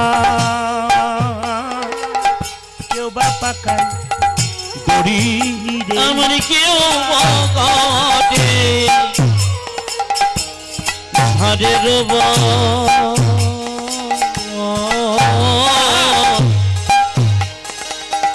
কেউ বা পাকায় দড়ি রে। আর চার কাহারে কাঁধে নিয়ে উঠে যে চারে কাহারি কান্দে নিয়ে চার কাহারে কাঁধে নিয়ে দেখি চারি কাহারে কাঁধে নিয়ে কি করবে? ওগো বলবে হরি হরি, ওগো বলবে হরে হরে গো, হরে হরি গো, ওগো বলবে হরে হরি গো, বলিতে হরি হরি গো। বলিবে হরে হরি গো। সেদিনে সেজনে মায়েরা, এখানে একটা সুন্দর কথা আছে, বলছে যদি কেউ মারা যায় পৃথিবীতে সবাই 2-4 দিনের জন্য কাঁদে, একজন সারা জীবনের জন্য কাঁদে। কে বলুন তো, জোরে বলুন তো, জোরে বলুন, কে কাঁদে? সারা জীবন কে কাঁদে? মা কাঁদিবে বাবা বাছা, অগ্নি কাঁদে ভাই, আমার মা কাঁদিবে আরে বাবা বাছা, ভগ্নি কাঁদে ভাই। এইদিকে এদিকে, যদি ছেলে চলে যায় মায়ের কাছ থেকে, মা কিন্তু সারা জীবন কাঁদে। তার প্রমাণ দেবো, জীবন্ত প্রমাণ। আমি ধানবাদে 1 বছর আগে একটা বাড়িতে আমার বাসা ছিল, গান হচ্ছে, সবাই শুনবেন মায়েরা। তো দেখতে পেলাম যার বাড়িতে বাসা তিনি রান্না করে আমাদের খাওয়াচ্ছেন, মায়েরা তাকান, রান্না করে খাওয়াচ্ছেন। কিন্তু আশ্চর্যের ব্যাপার, কীর্তন যখন হচ্ছে যেখানে, উনি কিন্তু যাচ্ছেন না। আমার 2 দিন কীর্তন, প্রথম দিন গেল না, ভাবলাম ঘরটা আগলে আছে। দ্বিতীয় দিন দেখছি উনি দরজার সামনে বসে বসে কাঁদছেন, কিন্তু কীর্তন শুনতে যাননি। আমি বললাম, মা তোমাকে কেউ কিছু বলেছে তুমি কাঁদছো? বলছে, না বাবা, আমি কীর্তন শুনতে কোনো বছর যাই না। বলে কেন? না, যে জায়গাতে কীর্তন হচ্ছে ওখানটা পুরাতন দেওয়াল ছিল, আমার 2টো মাত্র ছেলে, এই যে বড় ছেলে দেখতে পাচ্ছ, ছোটটা দেখতে পাচ্ছ না, ও তখন 5 বছর বয়স, ওখানে খেলা করছিল, ওই পাঁচিরটা চাপা দিয়ে ওই ছেলেটা আমার মরে গেছে। আর যখন থেকে মরে গেছে তখন থেকে ওই রাস্তা দিয়ে আমি পেরোই না, ওইখানটা আমি দেখতে পারি না। আমার বড় কষ্ট হয়, হরিনাম দিলেও আমি ওখানে যেতে পারি না। কেন? আমার ছেলে যে ওইখানটাতে মারা গেছে, কত দেওয়াল চাপা পড়ে কত কষ্ট করে আমার ছেলের প্রাণটা বেরিয়েছে, ওই জায়গাতে আমি মা হয়ে যাব কি করে? মায়ের মতো আপন কেউ হয় না, যার মা কাঁদে তার জগৎ কাঁদে। সবাই শুনবেন, এই জগতে মায়ের মতো কেউ হয় না। একজন মা একজন বাচ্চাকে 10 মাস 10 দিন গর্ভে ধরে রাখে। সেই ছেলে যখন বড় হয় তখন কলকাতায় ফ্ল্যাট কেনে, সবার জায়গা হয় কিন্তু মায়ের জায়গা হয়। কীর্তন জোরে গাইতে হয় না, যদি পরিবেশ ভালো থাকে। মায়ের মতো কেউ আপন হয় না,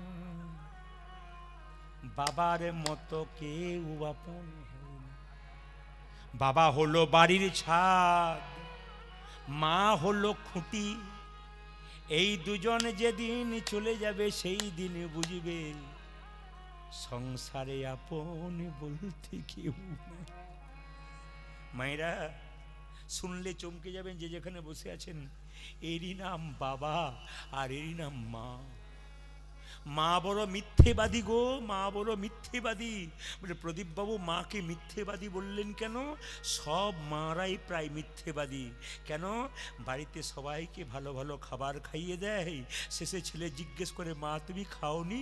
বলে, আমি তো খেয়েছি রে, তোরা খেলেই আমার খাওয়া হবে। ইনি হচ্ছেন মা। সবাইকে দিয়ে দেয় কিন্তু নিজে খায় না, ইনি হচ্ছেন মা। এই মাকে কেউ যেন কেউ কাঁদিও না, আর বৃদ্ধ বাবাকে কেউ যেন কাঁদিও না। এই যে বয়স্ক বাবারা বসে কীর্তন শুনছেন, আজকে যারা এত সুন্দর বাড়ি দেখছেন, ঘর দেখছেন, সব দেখছেন, কার জন্যে দেখছেন? যে ছেলেকে জন্ম দিয়েছে, সেই ছেলেকে কষ্ট করে মানুষ করেছে, না খেয়ে না পড়ে, বলেই তো ছেলে আজকে ওই জায়গাতে গেছে। তাই বাবা মাকে ছবিতে সামনে বসাবেন। আমি আপনার ভগবান শ্রীকৃষ্ণ নিজের মুখে বলেছে, কাকে? কাকে নিজে মুখে বলেছে মায়েরা? সুদামাকে বলছে, সুদামা এই জগতে 3 রকমের গুরু আছে। প্রথম গুরু পিতা মাতা। বলে কেন? যার বাড়িতে বাবা কাঁদে মা কাঁদে সে আমাকে পায় না। যদি বাবা মা কেঁদে কেঁদে বেড়ায়, খাবার জন্য কেঁদে কেঁদে বেড়ায়, আর সেই ছেলে যদি আমার নাম করে করে নাচে, ওর কোনো লাভ হবে না। আগে ওর বাবা মাকে দেখতে হবে। আমি আপনাদের বলতে চাই মায়েরা, দুর্গা অষ্টমীর দিনে যখন মা দুর্গাকে পুজো দেন উপবাস করে, আর নিজের মা বাবা একটা জামা পায়নি, একটু খাবার খায়নি, মা দুর্গা যেন বলতে চাইছে, মাটির প্রতিমা পুজিস রে তুই, আগে ঘরের জীবন্ত বাবা মাকে পুজো কর। এই জীবন্ত বাবা মাকে যদি পুজো করতে পারেন তবে কীর্তন শুনে লাভ আছে। আর জীবন্ত বাবা মাকে যে অবজ্ঞা করে আপনি কীর্তন শুনছেন, হাততালি দিচ্ছেন, আপনার কোনো লাভ নেই। কেন? আপনি যদি কাউকে কাঁদান, বৃদ্ধাকে, আপনি তৈরি হয়ে থাকুন, আপনার যখন বয়স হবে তখন আপনিও কিন্তু কাঁদতে কাঁদতে নিতাই গৌর হরি বল হয়ে যাবেন। তাই বলছে, তত্ত্ব বলছে, ওগো মা কাঁদিবে বাবা বাছা, অগ্নি কাঁদে ভাই রে। আমার মা কাঁদিবে বাবা বাছা, ভগ্নি কাঁদে ভাই রে। আর ঘরে রো মনি কাঁদে, ঘরে রো মনি কাঁদে।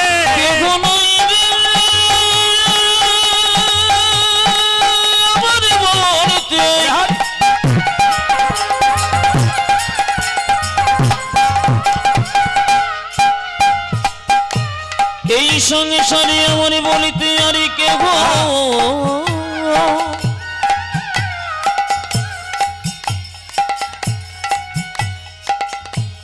আর কেহ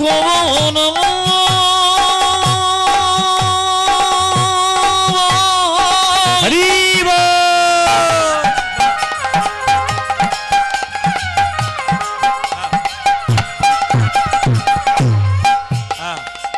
আমার বলিতে আর কেহ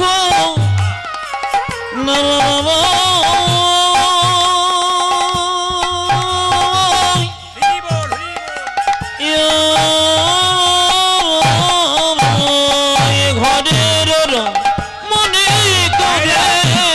স্বামী মরে গেলে স্ত্রী কি বলে? ওই আমার আর যে কেহ নাই, আমার আর যে কেহ নাই রে, আমার আর যে কেহ নাই রে, আমার আর যে কেহ নাই রে, আর যে কেহ নাই রে, আমার আর যে কেহ নাই রে, আর যে কেহ নাই রে, সেজন বিনাই। সবাই যারা তখন কীর্তন শুনলেন, আপনাদের তো বহু কিছু দেওয়ার কথা, কিন্তু কি করবেন এই সংক্ষিপ্ত সময়ের মধ্যে? আপনার একটু সবাই দর্শন করুন, প্রসাদটা সবাই পাবেন। একবার সবাই মিলে মাথায় কাপড়টা নিয়ে বাবু হয়ে দর্শন করুন। রঘুনন্দন গোপীনাথে পুজো করছে, আপনার পুজো করা প্রসাদ সবাই পাবেন। হরে কৃষ্ণ। তবে সবাইকে বলে রাখি, যে যেখানে বসে আছেন মায়েরা, যখন আপনি মন্দিরে পুজো করবেন তখন কিন্তু ফুল, আস্তে আস্তে আস্তে, আপনি যখন মন্দিরে পুজো করবেন মায়েরা, পুজো করবার সময় কিন্তু আপনারা একটা মাথায় রাখবেন, ফুল কিন্তু কোনোদিন জল দিয়ে ধুয়ে দেবেন না। খুব মাথায় রাখবেন, এগুলো পুজোর নিয়ম আছে। ফুল কিন্তু জল দিয়ে ধোবেন না, পাতা কিন্তু জল দিয়ে ধোবেন, কিন্তু ফুল জল দিয়ে দেবেন না। রঘুনন্দন জন্ম নিল সরস্বতী পুজোর দিনে, আস্তে আস্তে বড় হলো, তার বাবা চিকিৎসা করতে গেল পাশের গ্রামে একটা বাড়িতে, আর ছোট্ট রঘুকে বললো তুই আজকে পুজোটা দে। আর ছোট্ট রঘু কিন্তু পুজো করছে মায়েরা, সবাই লক্ষ্য করুন। এইদিকে এইদিকে এইদিকে দেখুন, ভগবানকে প্রদীপ দেখাবেন। একবার সবাই এইদিকে, হরে কৃষ্ণ, সবাই তাকান। ভগবানকে প্রদীপ দেখানোর নিয়মটা দেখুন, যে যেখানে বসে আছেন প্রদীপ দেখাবেন এইভাবে ওং লেখার মতো।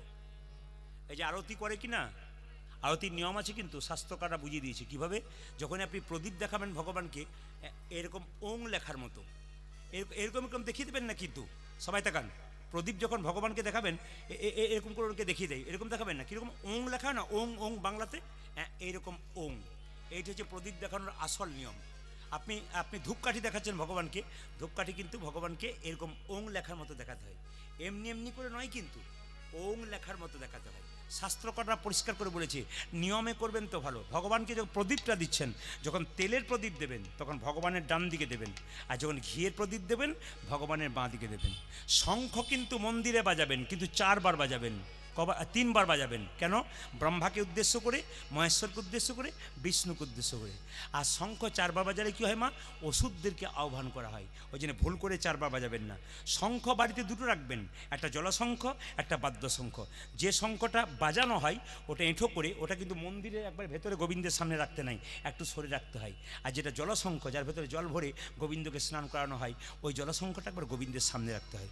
শঙ্খ নিচে রাখতে নাই, শঙ্খ কিছুর ওপরে রাখতে হয়। ফুল যখন গোবিন্দকে দেবেন, যখন ফুল গাছ থেকে ফুল তুলবেন, দেখুন ফুল গাছ থেকে ফুল তুলতে গেলে ফুল গাছকে বলে তুলতে হয়, না বলে তুলে কিন্তু অপরাধ হয়। কীরকম? সবাই তাকান, শাস্ত্র নির্দেশ করেছে যখন আপনি ফুল তুলছেন, কি পুরুষ কি নারী, যদি বাবারা হয় গলায় গামছা দিয়ে বা গলায় কাপড় দিয়ে, আর মায়েরা যদি হয় গলায় কাপড় দিয়ে, ফুল গাছ থেকে ফুল তুলবার সময় বলবেন, হে বৃক্ষ মাতা, তুমি যে বক্ষ বিদীর্ণ করে ফুল দিয়েছো, এই ফুল গোবিন্দ সেবায় লাগাবো, তুমি আমাকে নিজ গুণে ক্ষমা করো যদি তোমার কোনো কষ্ট হয়। খুব মাথায় রাখবেন, এ কথাটা বলবেন।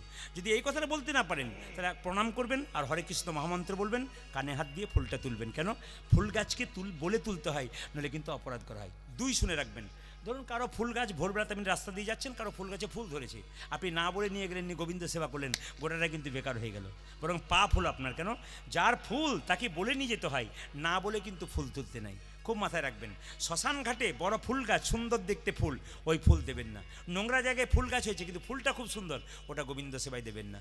এগুলো কতগুলো নিয়ম আপনারা করবেন, দেখবেন আপনার জীবন সুন্দর হবে। তা আপনাদেরকে ছোট্ট সময়ের মধ্যে কিছু কিছু যে তত্ত্ব কথাগুলো বললাম আপনারা মনোনিবেশ করবেন। ইউটিউবের মাধ্যমে আরও নতুন নতুন তত্ত্ব কথা শুনবেন। সবাই লক্ষ্য করুন কীভাবে গোপীনাথকে পুজো করছে রঘুনন্দন, সবাই লক্ষ্য করুন একসঙ্গে। মামা অন্তরা মন্দির, মাত্র 5 বছর বয়স, ছোট্ট রঘুনাথ পুজো করছে। মামা অন্তর মন্দিরে তুমি জাগো জাগো, মদন কৃষ্ণ গোপাল গোপাল রে, মদন কৃষ্ণ গোপাল। মামা অন্তর মন্দিরে জাগো জাগো, মদন কৃষ্ণ গোপাল গোপাল, মদন কৃষ্ণ গোপাল। ভালো উলুধ্বনি দেবেন, উলুধ্বনি। মামা অন্তরা মন্দিরে জাগো জাগো, মদন কৃষ্ণ গোপাল গোপাল রে, মদন কৃষ্ণ গোপাল। মামা অন্তত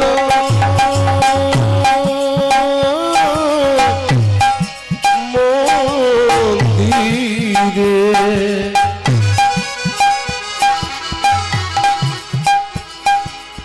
জাগো জাগো, মদন কৃষ্ণ গোপাল গোপাল, মদন কৃষ্ণ গোপাল। লয়ে রাধা বামে এসব ব্রজ ধামে, লয়ে রাধা বামে এসব ব্রজ ধাম, লয়ে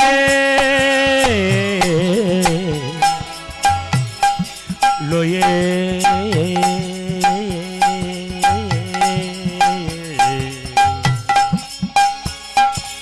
লয়ে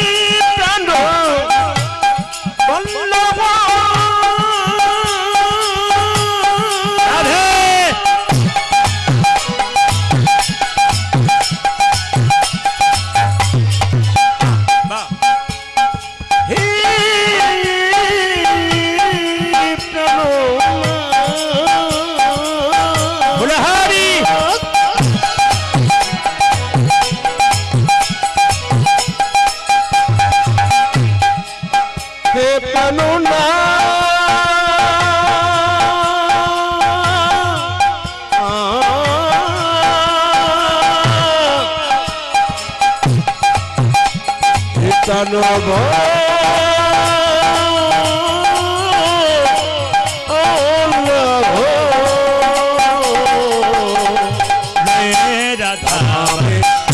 ব্রজ ধামে লয়ে রাধা বামে এসো ব্রজ ধামে তুমি লই রাধবমে এসো ব্রজ ধামে এসো এসো গিরিধারিলা মদন কৃষ্ণ গোপাল অন্তরে মদন কৃষ্ণ গোপাল গোপাল মদন কৃষ্ণ গোপাল মদন কৃষ্ণ গোপাল। বাবা চিকিৎসা করতে গেছিল, ফিরে এলো, যেই না দরজা খুলেছে অমনি দেখতে পেল গোপীনাথের হাতে অর্ধেকটা পাথরের নাড়ু। জিজ্ঞেস করছে ছেলেকে, তুই কি দেখছিস? ছেলে বলল, রঘুনন্দন বলল, আমি দেখছি আসল নাড়ু। বাবা বলছে, আমি কেন পাথরের নাড়ু দেখছি? সঙ্গে সঙ্গে গোপীনাথ বলল, রঘু তুই তোর বাবার মাথায় তোর হাতটা দিয়ে দেখবে, তোর বাবা দেখতে পাবে আসল নাড়ু খাচ্ছি। এখনও পর্যন্ত যদি অর্ধেকটা নাড়ু আপনার শিখণ্ডে দেখতে পাবেন। দুপুর রাত্রি 12টা বেজেছে, আপনারা এখনও বসে আছেন, রাজগান শুনবেন। একটা কথা বলে যাই, 2-3টি কথা জিজ্ঞেস করে যাব। আমার ফোন নাম্বারটা দিয়ে যাব, যাদের কাছে মোবাইল আছে তারা নিতে পারেন। নাম্বারটা বলে যাই, 62 96 14 14 27। আগে কেন দিলাম পরে বলবো, আপনার নাম্বারটা লোড করুন। 62 96 14 আবার 14 তারপর 27। আবার বলে দিই, 62 96 14 আবার 14 27। সবার হয়েছে তো? কেন বললাম বলে রাখি, আমি আপনাদের 3টি প্রশ্ন করে যাই আস্তে। আবার প্রভু এদিকে দিকে আপনাদের 3টি প্রশ্ন করে যাই। 3টি প্রশ্ন আপনারা উত্তর যদি দিতে পারেন মোবাইলের মাধ্যমে দেবেন। প্রশ্নটা করি, এইদিকে ভগবান শ্রীকৃষ্ণ, এদিকে আমরা সবাই কৃষ্ণ মন্ত্রে দীক্ষিত, এদিকে এদিকে আমরা সবাই কৃষ্ণ মন্ত্রে দীক্ষিত। বাবা এদিকে এদিকে এদিকে আমরা সবাই কৃষ্ণ মন্ত্রে দীক্ষিত। ভগবান শ্রীকৃষ্ণ কোন মন্ত্রে দীক্ষিত? এদিকে এদিকে এদিকে আমরা সবাই কৃষ্ণ মন্ত্রে দীক্ষিত, ভগবান কৃষ্ণ কোন মন্ত্রে দীক্ষিত এটা কিন্তু আপনাদের কাছে আমার জানার রইল। আমি বারবার বলে গেলাম, যদি উত্তর দিতে পারেন 15 দিনের মধ্যে ভালো, না বললে আপনি ফোন করবেন, আমি আপনাদের জানিয়ে দেবো। কি, আমরা সবাই কৃষ্ণ মন্ত্রে দীক্ষিত, কিন্তু ভগবান কৃষ্ণ কোন মন্ত্রে দীক্ষিত? একটা। 2 নম্বর প্রশ্ন মায়েদের জন্যে। ও মায়েরা, মেয়েরা বিয়ের পরে বাবার বাড়ি থেকে সব কিছু নিয়ে যায়, একটা জিনিস চিরকালের জন্য বাবার বাড়িতে ফেলে যায়, ওটা কি? আপনাদের কিন্তু এই প্রশ্নটা রইল। মেয়েরা বিয়ের, আরে বাবা, হ্যাঁ ওদেরও আজকে ঝঞ্ঝট শুরু হয়েছে আর কি, ওদেরও কিন্তু রাজনীতি আছে কিন্তু। হ্যাঁ মায়েরা, আপনারা বিয়ের পরে মেয়েরা সব কিছু বাপের বাড়ি থেকে নিয়ে যায়, একটা জিনিস চিরকালের জন্য ফেলে যায়, ওটা কি? ওটা কিন্তু আপনাদের কাছে আমার জানা রইল। আর সবার কাছে একটা প্রশ্ন করে গেলাম, এটা সবার জন্য জানা রইল। রাম যখন রাবণকে রাবণ মৃত্যুর শেষের দিকে লক্ষণকে বলে, লক্ষণ রাবণকে একবার দেখে এসো, রাবণ তো মারা যাবে, একবার শেষ দেখা দেখে এসো। যখন রাবণের কাছে লক্ষণ এলো, তখন সঙ্গে সঙ্গে রাবণ বলল, এসো ভাই, বসো জামাই, কেমন আছো গো বেআই মশাই। একবার ভাই বলল, একবার জামাই বলল, একবার বেআই মশাই বলল। একই ব্যক্তির সঙ্গে 3 রকম সম্পর্ক কি করে হলো? আমি এই 3টি প্রশ্ন আপনাদের করে গেলাম। যদি কেউ উত্তর দিতে না পারেন, আমি 15 দিন পর আপনারা আমাকে হ্যালো করবেন এই নাম্বারে 62 96 14 14 27। যারা ক্যামেরা করছো তাদের কাছে নিবেদন রইল, এই নাম্বারটি কিন্তু সবাই তোমরা ইউটিউবের মাধ্যমে দিয়ে দেবে। অনেকে নাম্বার পায় না, একটা ফেক নাম্বার আমার উঠে গেছে, সেটা হচ্ছে লাস্টে 38 আছে। যদি কোনোদিন দেখেন যে কোনো নাম্বারের শেষে 38 আছে, উনি প্রদীপ পালের ম্যানেজার বলে, যে কোনো ডেট বললে উনি ফাঁকা বলবেন, আর 10,000 20,000 টাকা বাইনা নিয়ে নেবেন। আপনি ভাববেন বাইনা হয়ে গেল, কিন্তু আপনার হচ্ছে না। ওই যে নাম্বারটা বলে দিলাম, 62 96 14 14 27, এটা আমার আসল নাম্বার। আরেকটা নাম্বার আছে যেটা আমি বলে যাই, ক্যামেরাতে দেখতে পাবেন, 97 32 16 99 34, এই নাম্বারটা আছে। এই 2টি নাম্বার ছাড়া বাকি নাম্বার দেখতে পেলে বুঝবেন আপনারা, একটা 34, একটা লাস্টে 27, কিন্তু 38 নাম্বার দেখলে বুঝবেন গন্ডগোল আছে। আসুন, এখনও যদি আপনারা দেখতে যান শিখণ্ডে দেখতে পাবেন। সবাই মিলে একটা হাতটা তুলুন একসঙ্গে, একবারে কাবির আম্বানি একসঙ্গে একসঙ্গে। হ্যাঁ, কীর্তন তো শেষ হয়ে গেল, পরবর্তী রাশির দলকে আনুন। হাত তুলে মায়ের একবার সবাই মিলে একসঙ্গে একসঙ্গে হাত তুলুন, একসঙ্গে। হ্যাঁ তুলুন, হাত তুলুন, বাহ, একসঙ্গে আনন্দ করে।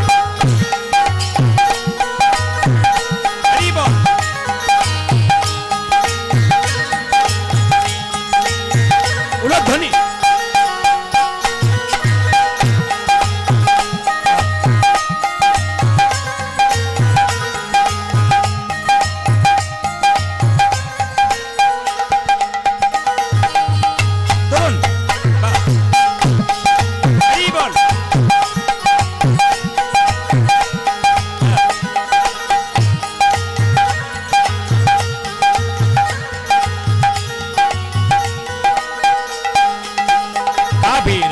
बनेंगे कभी शाम बनेंगे चलियाना प्रभु जी चलियाना ओ कभी राम बनेगी कभी शाम बनेगी चले आना प्रभु जी चले आना।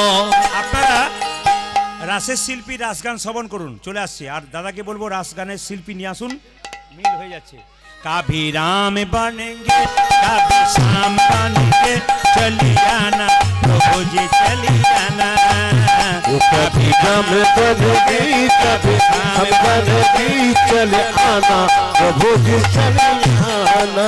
ध्वनि कभी राम बनेंगे कभी शाम बनेंगे चलियाना प्रभु जी चलियाना कभी राम बनेगी कभी शाम बनेगी चले आना प्रभु जी चले हाथताली आना। हाथताली हाथताली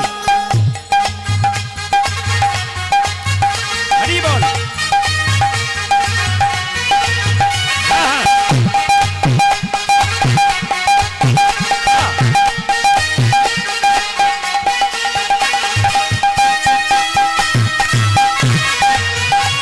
सबाई, दोनों हाथ उठिए दोनों हाथ उठिए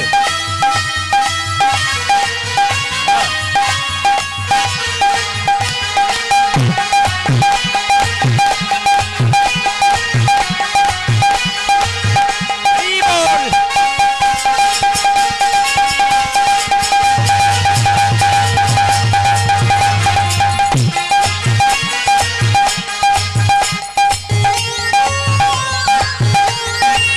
हरि बोल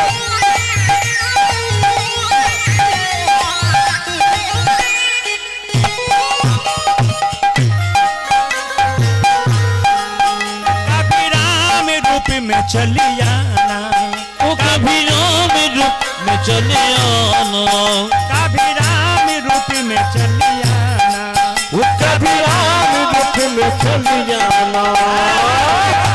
सीता साथ लेके दोनों हाथ लेके सीता साथ लेके दोनों हाथ लेके सीता साथ लेके दोनों हाथ लेके वो सीता साथ लेके दोनों हाथ लेके चलियाना प्रभु না না ও তো তাহলে তো স্ট্যান্ডটাকে ওঠানামা করলে অসুবিধা আছে না कभी सा मायरा कभी शाम रूप में चली आना ओ कभी शाम रूप में चले आना कभी शाम रूप में चली आना वो कभी शाम रूप में चले आना।